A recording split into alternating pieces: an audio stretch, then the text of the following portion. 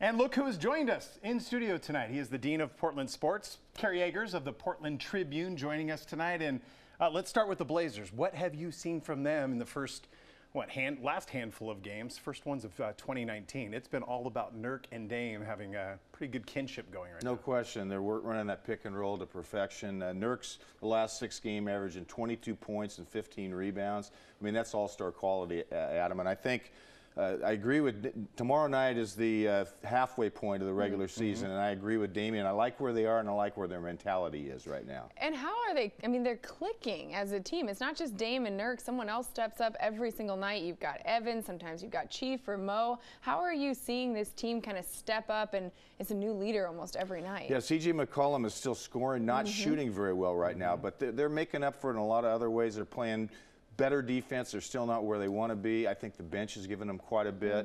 Evan Turner against James Harden was certainly important. I think Myers Leonard, Jake Layman has played well the last couple games. So they're getting it from a lot of different areas right now. Likelihood that the team makes a move before February's trade deadline? You know, I'd be a little surprised. You know, there's not a lot that they really need. They could use another shooter, and I think forward is the spot where they're a little bit less than what they like to be, but I'd be a little surprised if they made a move. Now, the one thing is Amino is a free agent at the end of this year, and they may want to get something for him before he leaves. I don't know. Real quick, let's talk about the future of the team. Jodie Allen has taken over after Paul had passed away.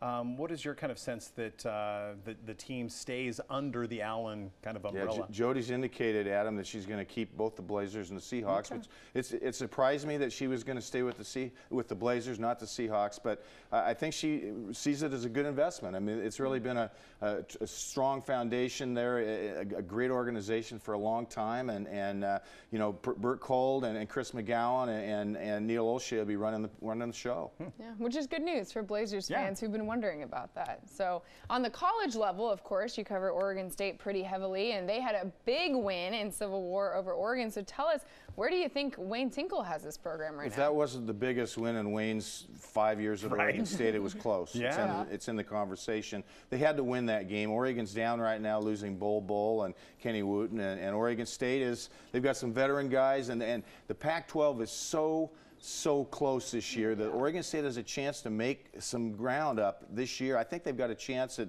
you know, maybe getting one of the tournament bids. And for a team that was expected to finish near the bottom of the Pac-12, I mean, what does that say about the job that Wayne is doing down there? Well, I mean, I still think they got a long way to go. That was a Pac-12 opener, and it's going to be a minefield going through that. It's so close with all the teams, but it is down, and I think they've got a chance to, if they can get a winning record in the Pac-12, I think that's a plus. And you talk about chemistry with the Blazers, but it seemed like there's a lot of returners on the Beaver starters too, and it seemed like they kind of took advantage of that with the Ducks, who were a little bit scattered, having lost one of their starters. Absolutely, AJ. You know, Trace Tinkle is one of the best players in the league, the coach's son, and then the two Thompson boys are, you know, veterans. They've played. Evan Thompson, the sophomore, really impresses me, and then Kyler Kelly, the kid from Jervis, the 7-footer, has really stepped up. He's a guy that next year is going to be one of the better centers, I think, maybe in the country. Yeah, they looked good last night, and with how the Pac-12 is shaping up, I think you're right. I think it's anybody's game, and Oregon State made a little bit of a statement on Saturday.